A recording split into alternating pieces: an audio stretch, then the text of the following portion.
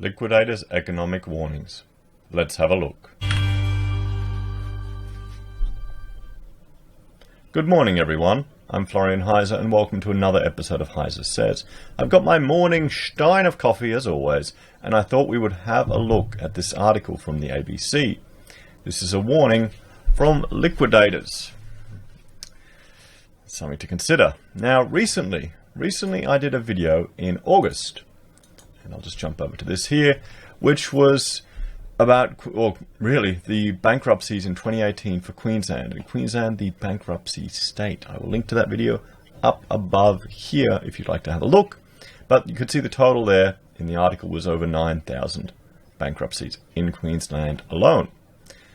Which is a concerning sign, guys, a concerning sign. So let's have a look at this article.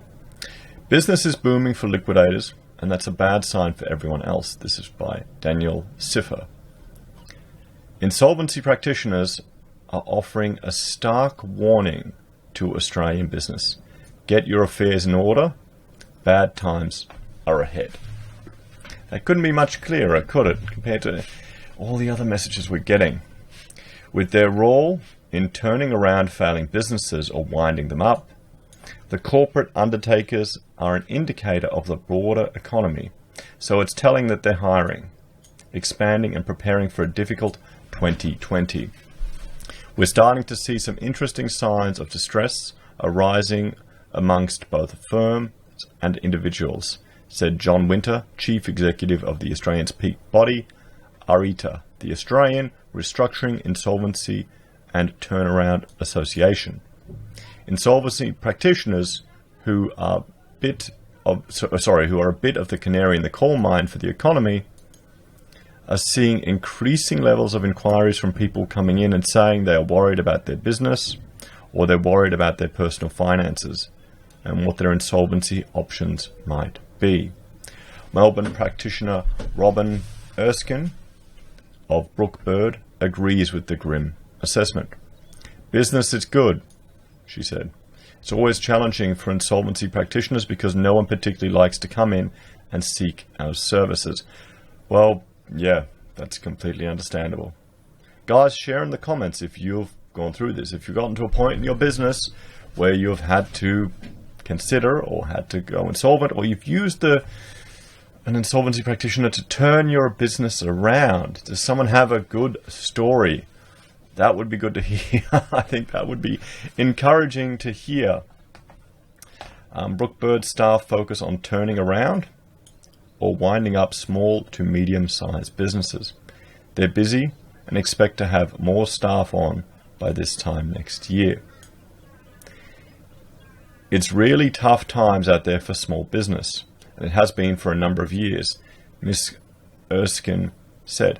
Well, yes, I can attest to that. Being a small business owner, it is very tough and can be quite challenging. I was talking to a mate yesterday, tradie, who was, picking up, was getting busy.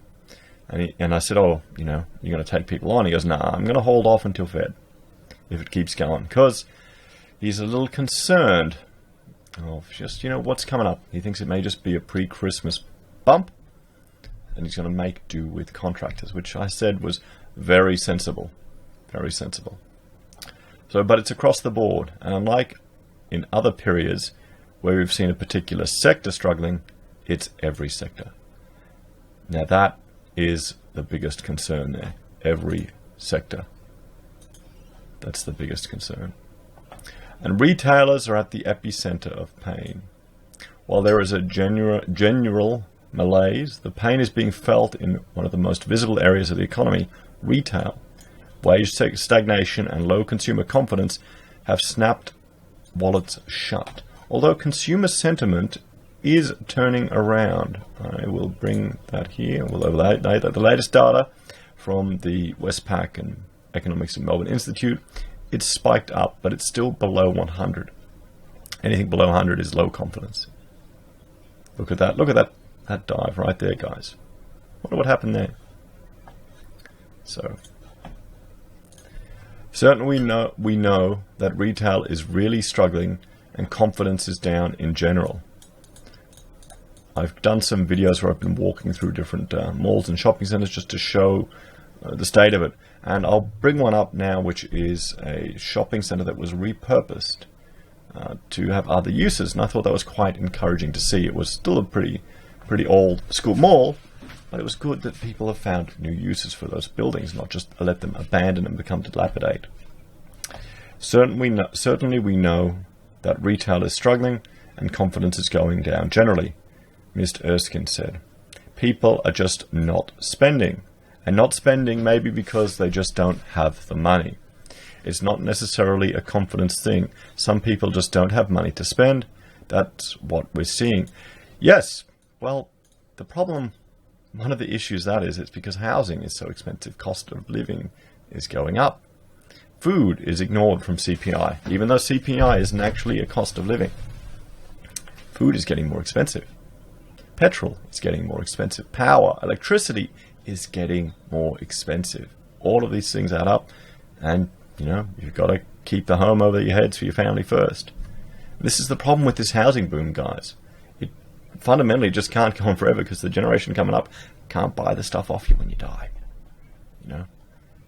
And what's the solution been to this? Foreign investment, guys, into our housing. Look at that black line.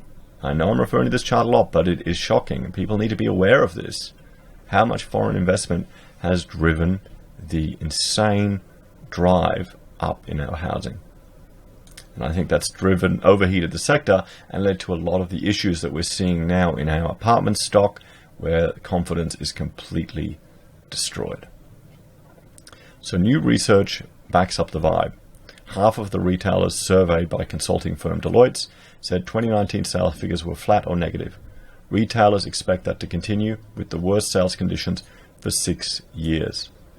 A fifth expect no growth, and just a third, the highest proportion in the service history, tip sales to be up by a weak 2%. Areta covers about 8,000 practitioners.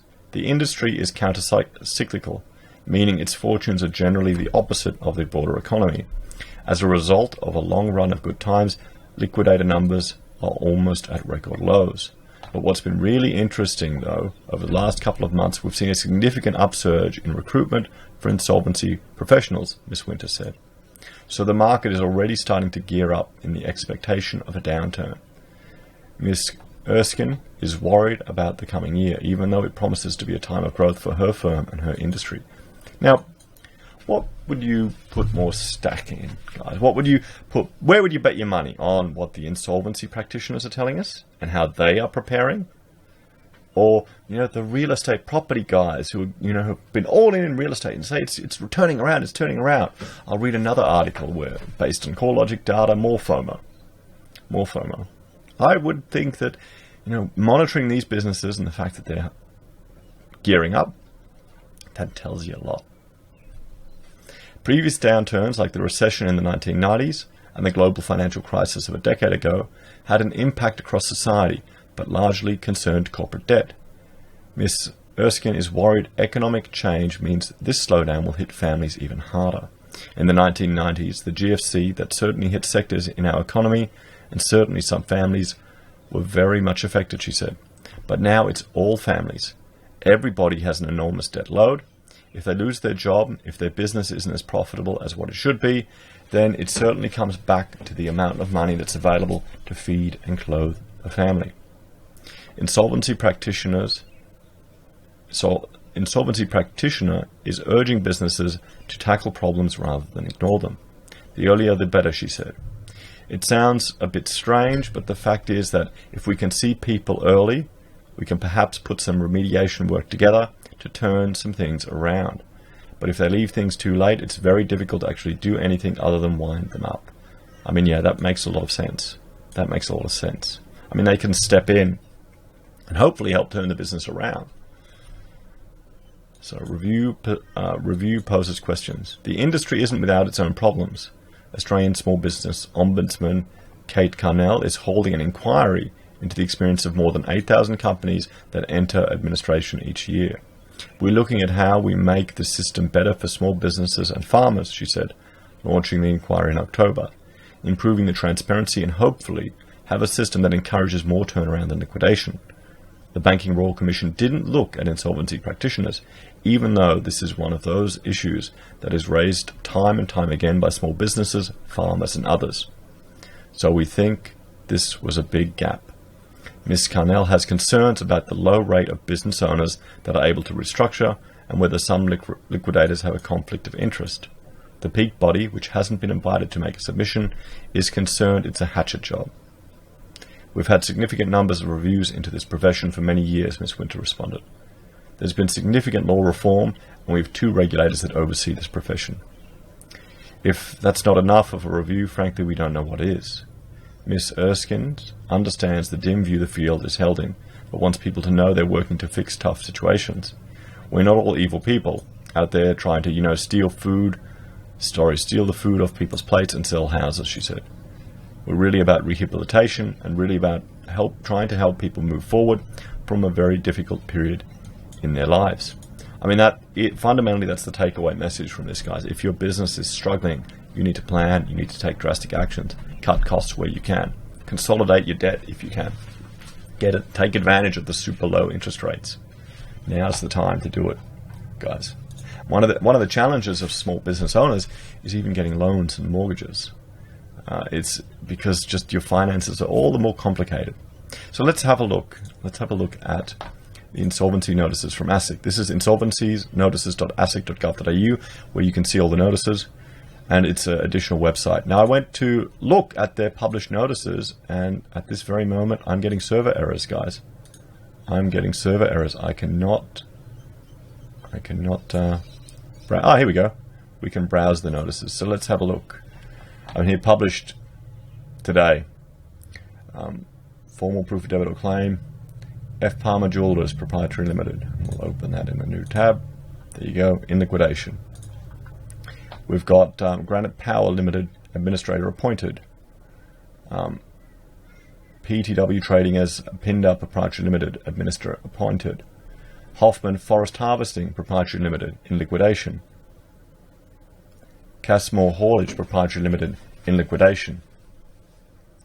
And there we go. So WA Rigging Enterprises Proprietary Limited, in liquidation. Ironbridge Holding Proprietary Limited, Receiver and Manager appointed. So we've had so far, what was it? Only one notice today. 1, 2, 3, 4, 5, 6, 7, 8, 9, 10, 11, 12, 13, 14, 15, 16, 17, 18, 19, 20. Let's jump back to 5 pages. We've had a lot of liquidations yesterday, guys. We've had a lot yesterday. So have a look at this if you want to get an understanding of what is happening, what liquidations are going on. And I'll bring this one up. This is the annual statistics from the Australian government. So personal insolvency activity is actually down from 2017-2018 to 2018-19, down 15%. But we'll have to see. Bankruptcies fell by 8.8%. Debit agreements fell by 22.1%. Personal insolvencies fell by 15.9%, which is good news. But we have to see what happens next year. And this is an article. I'll link to this if you'd like to read through it. Corporate insolvency in the building and construction industry, what's really going on, and how it's overly represented. Overly represented. I may go through that in another time. So guys, check out this video to have a look at Queensland, and thanks for watching. I think this is definitely something to keep an eye on, and just see how many insolvencies are happening. I think it's frankly a more accurate sign than other indicators and other spruikers and other news articles that have been published. Let me know what you all think. Like, share and subscribe. If you enjoy my content and want to help me produce more, I do have a Patreon and a Subscribe Star. I have affiliate links for eBay and Amazon where I get a small kickback. It doesn't cost you a cent. And I also have PayPal and Ethereum wallets. Take care, guys. I appreciate all your help. Have a great day, and I'll talk to you later.